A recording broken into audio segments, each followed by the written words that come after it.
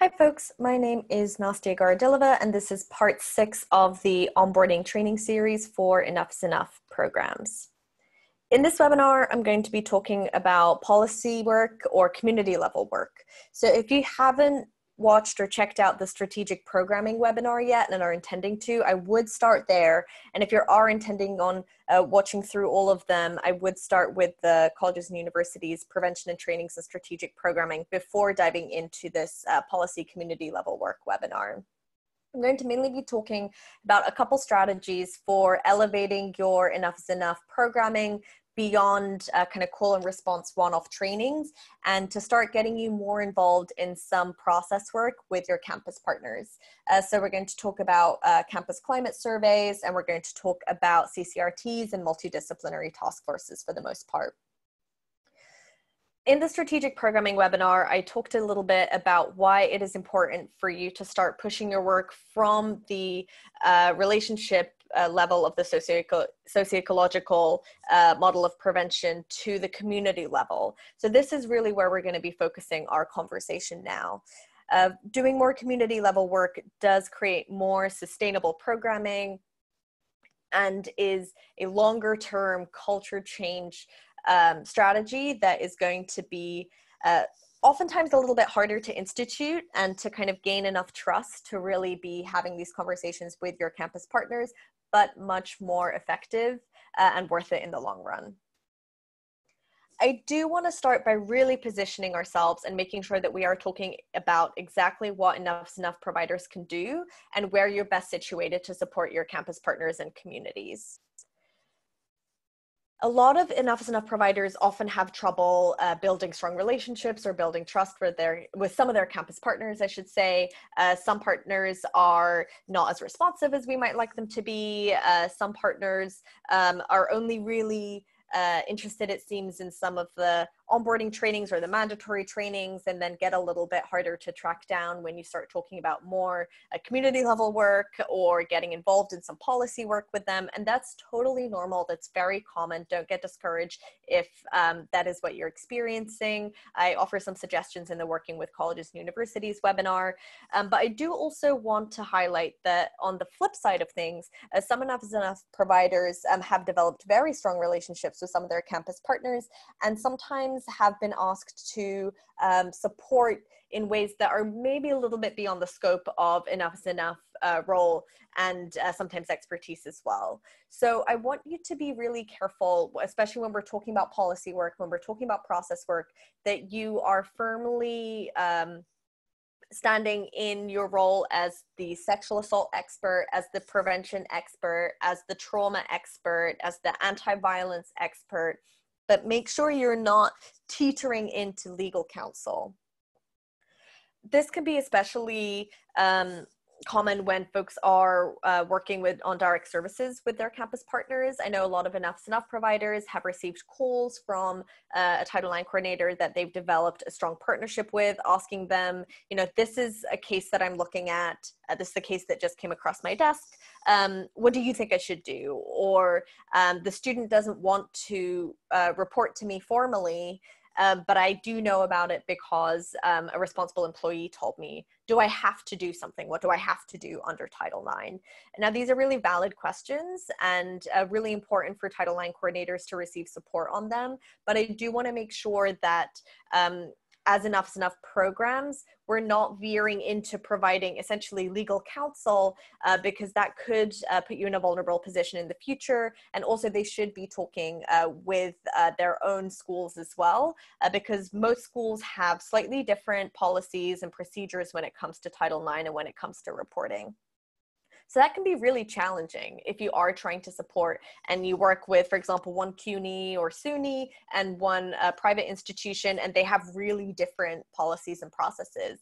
It is up to you to familiarize yourself to some extent with the procedures of each of your campus partners, but also make sure when you're engaging in policy work, when you're, for example, suggesting to revamp some of the resources or work with them to make sure that the sexual assault reporting process is as clear and survivor-centered and trauma-informed as possible, that you're not teetering into the position of creating the process or of, changing the process without it being checked by their OGC, their Office of General Counsel first. That being said, you have a lot to offer, right? And I kind of talked in strategic programming about some opportunities for flagging gaps that you can have. So if, for example, you're working with a school and you notice that they don't have a policy on cross complaints, that they don't have a set standard procedure to follow when a cross complaint is filed, that could be a really great opportunity for you to highlight, hey, look, I noticed that you don't have a process for cross complaints. In the sexual violence community, we've seen them coming up more and more, and it is true, especially in college and university settings, cross complaints are becoming more and more common, and they can become really complex and really difficult, particularly as the Title IX coordinator's role is to ensure equity, right? So it can absolutely be your role to highlight the fact that this policy should be proactively put in place. And, if you want to maybe offer, if you want me to take a look right at the end, just to, validate that it is student-centered or trauma-informed, or to provide my perspective as the sexual assault or trauma expert, then absolutely happy to do so. But you should not be the one writing that policy. You should not be the one approving that policy. You should not be responsible for verifying whether it is in compliance with 129B, Enough is Enough, Clery, VAWA amendments to Clery, or Title IX. So I hope that clarifies a little bit about kind of a good place to position yourself as the Enough's Enough provider, particularly if you are starting to work with a campus partner where you are developing a really close collaborative relationship. And that's great. That is where we want you to be ideally. I also want to highlight that it can be a little bit challenging when you're working with a campus partner, both in terms of providing direct services support to students and maybe systems advocacy to students, and also doing prevention programming and trainings with that campus. If, for example, you are asked to support a student in a Title IX process, and if that student ends up being dissatisfied with how the school is handling their case, as their advocate, it might be up to you and kind of your role and responsibility to push back against the school. Or if the school is, in your opinion and or the student's opinion and or the law, not providing the supports that they have to be providing or that they should be providing, a student's advocate should absolutely be pushing back against that institution to highlight the fact that, this student deserves X, Y, Z. That being said, if the same person who is having these potentially, these interactions that have some friction potentially in them with, for example, the Title IX coordinator, and they're also the one who works with the Title IX coordinator to develop programming, to make sure you're doing ongoing trainings as well as onboarding trainings, that can really put you in a difficult position when it comes to balancing your partnership. If possible, and I know this isn't the case with everybody because every program kind of has allocated their funds differently, but if possible, having somebody doing any direct services that are kind of beyond some office hours or quick crisis intervention, if you're working with a student in an ongoing manner, especially a student that is pursuing a Title IX case, it might be best for the staff member that is doing the trainings, the trainer, let's just say for this conversation, for the trainer to be a different person than the student advocate is. Because that way you can kind of keep things a little bit separate. You're not jeopardizing your relationship with the school if the advocate needs to push back a little bit, because that can put you in a really tough spot where for the best needs of the student client, you need to do one thing, but with the campus partnership in mind, especially if you really only have a connection with one gatekeeper at that campus, and that's really your only entry point, maybe for that you need a different approach. And I really hate when EAE providers are in that tricky position, because obviously prioritizing the student client is the most important thing. And also you don't want to jeopardize hard work that you've done to build a relationship, especially if the school has been reticent to let you in and you've kind of finally broken through. So thinking about being mindful of some of these dynamics, especially when you're working with a student who has mental health concerns. There have been histories of institutions, particularly institutions of higher ed, kind of trying to protect themselves when they perceive a student to be at risk. And you don't ever want to be in a position where you have to make the decision to essentially jeopardize a strong working relationship with a partner for the benefit of one of your clients. Although, if that's the decision that is being made, that is absolutely the way that you should go, of course. Okay, so I think a good place to start with kind of policy work and to ease your way in is with campus climate surveys. So in Enough is Enough 129B, campus climate surveys are mandatory. The schools must do them. And there are some questions that I'm going to go over in a minute that have to be included in them. I do want to flag that this is sometimes where, and with all kind of policy level work, this is sometimes where the schools might be a little bit more distrustful of outside partners, kind of keeping in mind some of the dynamics we talked about in the Working with Colleges and Universities webinar. You want to be mindful of how you approach some of these conversations. I think getting involved in a campus climate survey can be a good step-by-step process for this. For example, if you're working with a campus partner that is a little bit reluctant to kind of let you into the inner dealings of some of their decision-making processes, that's fine. Maybe you just suggest, hey, this year, how about I take a look at your campus climate survey before you send it out, just from the lens of kind of the trauma aspect. As a trauma expert, as a sexual harm expert, I would love to take a look and make sure that it's trauma informed, that all the questions are asked in a mindful way, particularly when they're questions about identity or about experiencing harm, and that you're including either a content warning or clarity about anonymity of the survey, and or resources for folks who might potentially be triggered throughout, at the end, et cetera, et cetera. So that can be your first really kind of safe or foot in the door way to get involved with a little bit more higher level work. Maybe that goes well, and either that year when the data comes in, or maybe the next year, you could suggest, I had so much success looking through a campus climate survey. I think that went really well.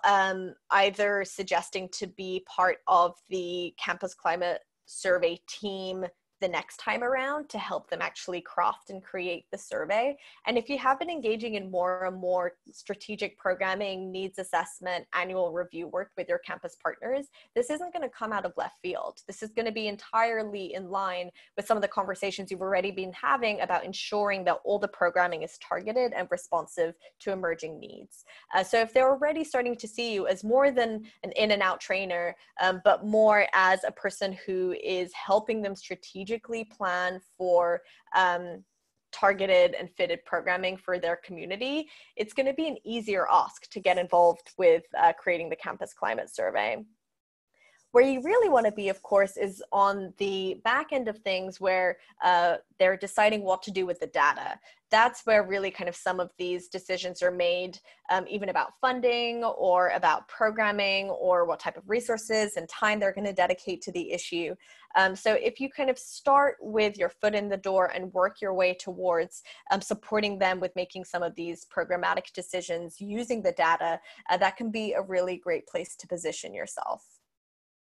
So in terms of what has to be included in the campus climate survey, again, if you haven't read the full text of 129B, I'd really recommend you do that. It's pretty accessible, but here is what has to be included according to the law in campus climate surveys. So knowledge of reporting and adjudicatory processes, experiences that students had when reporting, if they did report. So this is why it is really important for all the language to be framed in a trauma-informed way. The availability of resources on and off campus, where and how incidents were reported, and if they weren't, why weren't they reported? So again, this is why it's really, really critical for students to be positive that their anonymity is going to be protected, because some of these conversations, some of what they disclose might be really hard to disclose. They may not have disclosed it before. awareness of the definition of affirmative consent, of the differences between the school policies and Title IX processes, enough is enough processes, and the penal law, and then also bystander attitudes and behavior. So as you can see, a lot of this actually fits in really, really well with your Enough is Enough programming work. So it can be a really great opportunity for you to institute yourself as more than a Consent 101 trainer and a bystander trainer, but as somebody who is trying to figure out what the real gaps are and how to meet them and how to meet those emerging needs. In terms of creating campus climate surveys and in terms of kind of making sure that they're as useful as possible, so I've already talked about some of this, but just a couple of things to bear in mind is that you really do want to encourage as much as possible for there to be buy-in right from the top.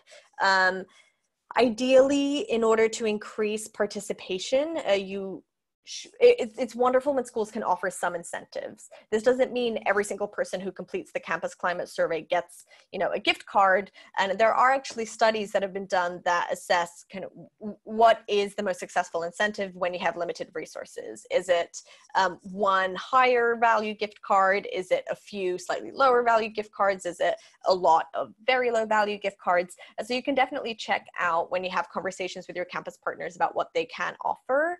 And sometimes it doesn't have to be money, right? If there's a annual lecture that it's a lottery system to get tickets, maybe your name gets put in twice for that lecture that is really popular, or priority registration for an event or something like that. There are ways that you can work around some financial barriers, but for that you do need higher level involvement in the campus climate survey process.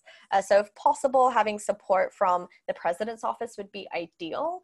You really want the type of people invested in this work that have the authority and the capacity to be instituting change, either in terms of the front end re-incentives or in terms of the back end reutilizing the data.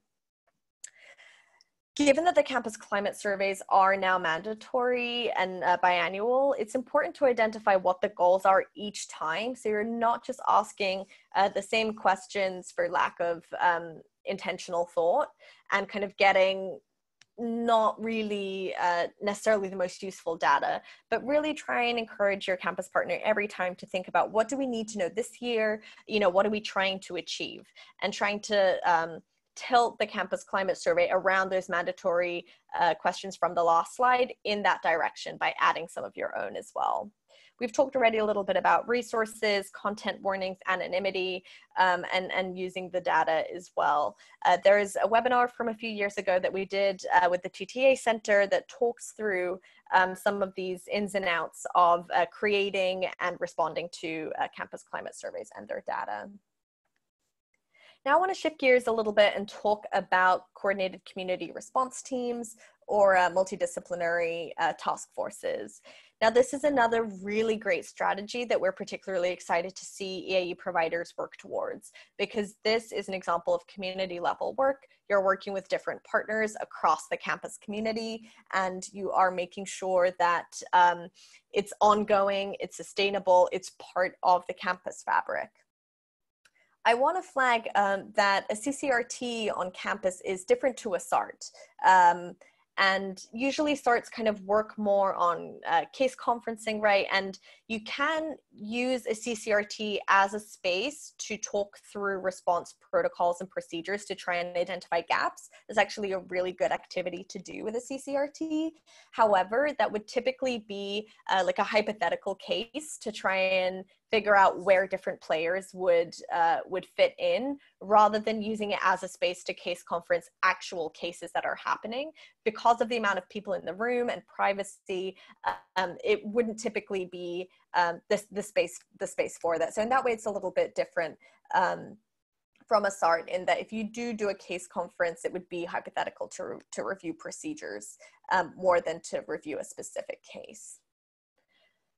As we're having this conversation, I will highlight that for a CCRT or a multidisciplinary campus task force to be successful and to have the right buy-in, no matter how much you want to be the one to push it forward, as the Enough is Enough program, you should not be the one to control it. It needs to be something that functions in the campus and is kind of spearheaded by a campus player. That being said, you can absolutely support a campus in creating one if one doesn't exist. If one does exist, absolutely try and be a regular member on it. But just in terms of sustained buy-in, it really works better when it is housed in the community that it is trying to serve. That being said, sustained buy-in, CCRTs on campuses have typically been most effective when there is some sort of senior campus level involvement. So whether that is a senior administrator, somebody from the president's office, this does not mean that the president of the university has to come to every CCRT meeting by any means. But even if somebody from their office, some of the admin staff or support staff are the ones who send out the invite, for example, that's going to be a really successful strategy to getting the people in the room that you need to be in the room. Someone from the provost's office or the VP of student affairs or someone like that. But having some leadership involvement is going to be key to sustained success and buy-in for a CCRT. Because if you're having conversations about something that you ultimately have no authority to do or to even kind of try and do, that's going to really be difficult to keep meeting regularly and to keep having the necessary conversations about policies, procedures, etc., that you need to be having. So in terms of membership, some senior level folks, dean, maybe the Title IX office, a faculty representative or two, somebody from Res Life. I'm just giving some ideas. You don't have to have everyone at the table. And this is where some of your campus needs assessment work comes in to identify who would be relevant from each campus community and who should really be there. If athletics is a big part of campus culture, having someone from athletics. If Greek is a big part of campus culture, having a Greek rep. If there are a lot of faith-based programs at campus, making sure you have some faith leaders there. If ROTC is a big part of campus life, making sure you have ROTC leaders there. Having someone from the health center, from public safety, maybe the Office of General Counsel, OGC, or student conduct. These are some ideas for folks who can be members in a successful CCRT. Essentially, you want somebody from different pockets of the campus community, and you want to make sure that you've got all the players at the table that really need to be there to have a successful conversation about sexual harm on campus. Now, the member that is often overlooked and that I would argue you cannot have a successful CCRT without is student representation. You have to have student participation if you're talking about students. And that's something we're not always very good at. We do often, as a field in general, have conversations about students without student voices necessarily being present. And that's something that is really, really critical and really doable with a CCRT. So if you are a member on a campus CCRT or a campus task force that meets regularly, that is having conversations about whether or not some of the policies are working, or whether or not the prevention programming is right, or what they can do for Sexual Assault Awareness Month, and there isn't student representation there, a great advocacy opportunity for you can be to make sure that it is uplifted how important it is to have student participation. And that's also really good for the campus community when students know that somebody who is maybe elected by the student body to sit on this task force or on this CCRT has kind of a presence.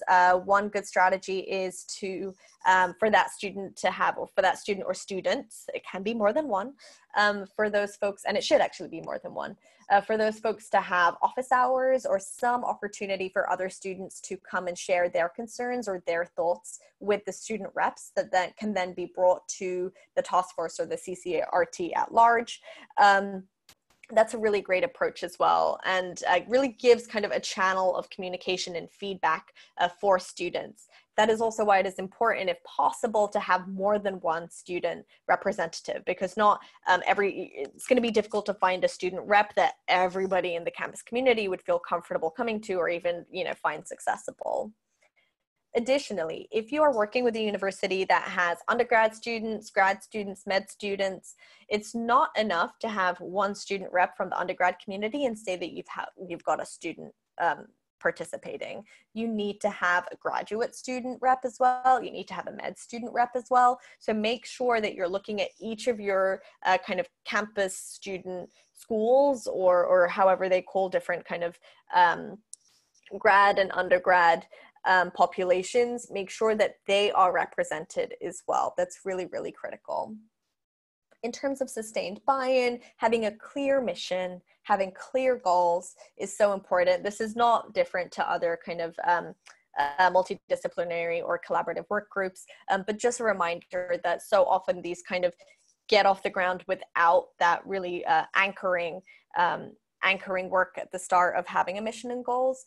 But that makes different tasks that you do, whether that's determining what to do with campus climate survey data and where to channel resources, or whether that's assessing the inclusivity and accessibility of programming, of resources, of trying to do feedback, et cetera, that's going to be harder to do without a clear mission and without clear goals for the task force for the CCRT.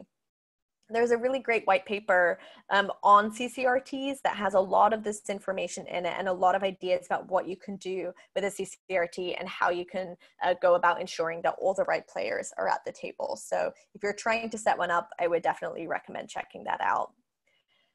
There are a lot of other approaches that you can do policy work with your campus partner with. Like I said, updating resources is a great idea, identifying missing policies, supporting them with ensuring that all the work they're doing is student-centered and trauma-informed. Supporting a campus partner with instituting focus groups is a great idea as well. But really kind of I'm encouraging you as much as possible to try and think, if you have a good foothold in good trainings, how can you really push it up one level? If you're doing trainings that are multi-session, how can I talk about making that a credit-bearing course? Or how can I talk about it being mandatory for every student to undergo more involved training than is the kind of minimum EIE compliance, and starting to really think about creating more sustainable and integrated enough is enough programming work from the get-go.